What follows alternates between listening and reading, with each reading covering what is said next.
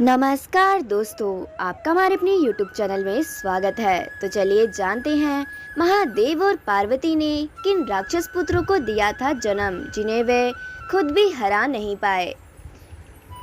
शिव और पार्वती के मिलन के बाद शिव जी का गृहस्थ जीवन शुरू हुआ और उनके जीवन में अनेक प्रकार की घटनाओं की शुरुआत भी हुई।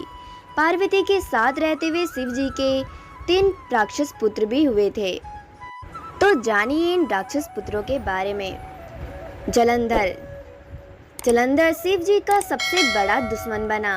श्रीमद् देवी भागवत पुराण के अनुसार जलंधर असुर शिव का अंश था, लेकिन उसे इसका पता नहीं था। जलंधर बहुत ही शक्तिशाली असुर था। इंद्र को पराजित करने के बाद जलंधर तीनों लोकों का स्वामी बन बैठा था। यमराज भी उससे डरते थे। श्रीमद् देवी भागवत पुराण के अनुसार एक बार भगवान शिव ने अपना तेज समुद्र में फेंक दिया। इससे जलंधर उत्पन्न हुआ। माना जाता है कि जलंधर में अपार शक्ति थी और उसकी शक्ति का कारण भी उसकी पत्नी ही थी। वृंदा के प्रति व्रत धर्म के कारण सभी देवी देवता मिलकर भी जलंधर को पराजित नहीं कर पा रहे थे। जलंधर को इससे अपने शक्तिशाली होने का अभिमान हो गया और वह वृंदा के प्रति व्रत धर्म की अवहेलना करके देवताओं के विरुद्ध कार्य कर उनकी स्त्रियों को सताने लगा। जलंधर को मालूम था कि ब्रह्मांड में सबसे शक्तिशाली कोई है तो वह है देवों के देव महादेव। जलंधर ने खुद को सर्वशक्तिमान रूप में स्थापित करने के लिए क्रमशः पहले इंद्र को परास्त किया और त्रिलोकीपति बन के बैठ गया। इसके बाद उसने विष्णु लोक पर भी आक्रमण कर दिया। जलंधर ने विष्णु को परास्त कर देवी लक्ष्मी को विष्णु से छीन लेने की योजना बनाई। इसके चलते उसने वैकुंठ पर आक्रमण कर लिया। लेकिन देवी लक्ष्मी ने जलंधर से कहा कि हम दोनों ही जल से उत्पन्न हुए हैं, इसलिए हम भाई बहन हैं। देवी लक्ष्मी की बातों से जलंधर प्रभावित हुआ और लक्ष्मी को बहन मानकर वैकुंठ से चला गया। इसके बाद उसने कैलाश पर आक्रमण करने की योजना बनाई और सभी असुरों को इकट्ठा किया और कैलाश जाकर देवी पार्वती को पत्नी बनाने के लिए प्रयास करने लगा। इससे देवी पार्वती क्रोधित हो गई और तब महादेव को जलंधर से युद्ध करना पड़ा।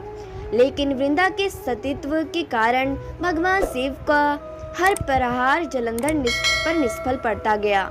अंत में देवताओं ने मिलकर योजना बनाई और भगवान विष्णु जलंधर का वेश धारण करके वृंदा के पास पहुंच गए।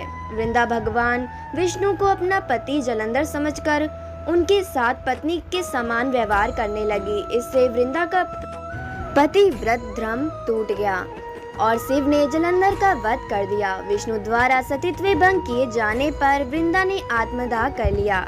तब उसके राख के ऊपर तुलसी का एक पौधा जन्म लिया। तुलसी देवी वृंदा का ही स्वरूप है, जिसे भगवान विष्णु लक्ष्मी से भी अधिक प्रिय माना जाता है। भगवान के पंजाब प्रांत में वर्तमान जालंधर नगर जलंधर के नाम पर ही है। जालंधर में आज भी असुर राज जलंधर की पत्नी देवी वृंदा का मंदिर मोहल्ला कोट किशनचंद में स्थित है। मान्यता है कि यहाँ एक प्राचीन गुफा थी जो सीधी हरिद्वार तक जाती थी।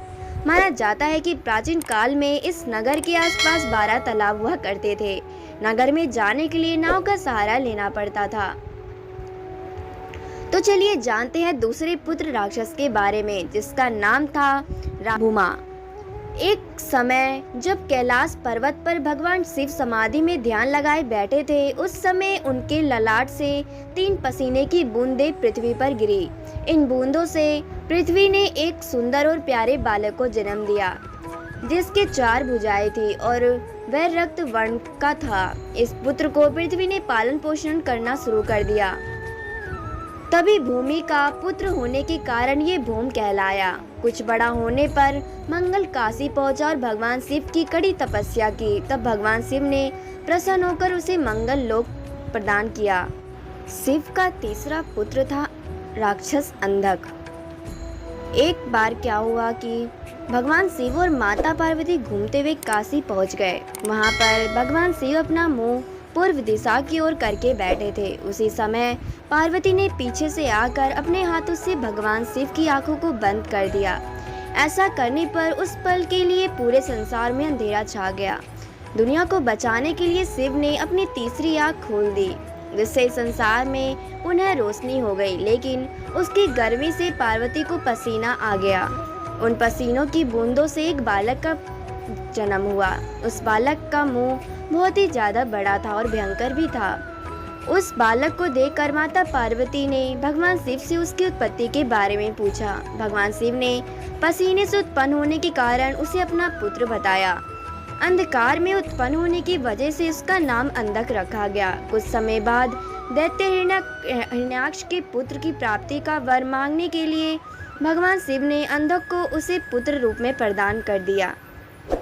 अंधक असुरों के बीच में ही पला बढ़ा और आगे चलकर असुरों का राजा बना। अंधक ने तपस्या करके ब्रह्मा जी से वरदान मांग लिया था कि वो तभी मरे जब वो यौन लालसा से अपनी माँ की ओर देखे। अंधक ने सोचा था कि ऐसा कभी नहीं होगा क्योंकि उसकी कोई माँ ही नहीं है। वरदान मिलने के बाद अंधक देवताओं को परास्त करके तीनों लोकों का राजा बन गया।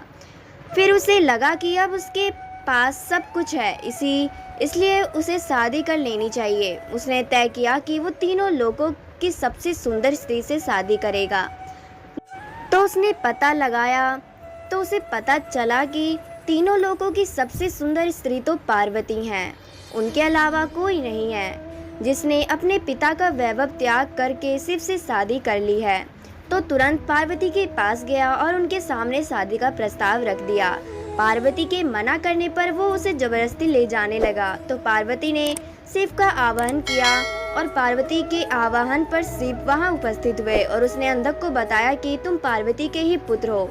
ऐसा कहकर उन्होंने अंधक का वध कर दिया। वहीं दूसरी तरफ वामन पुराण में अंधक को शिव पार्वती का पुत्र ही बताया गया है, जिसका वध शिव करते हैं। जबकि एक अन्य माता अनुसार अंधक कश्यप ऋषि और दिति का पुत्र था, जिसका वध भगवान शिव ने ही किया था।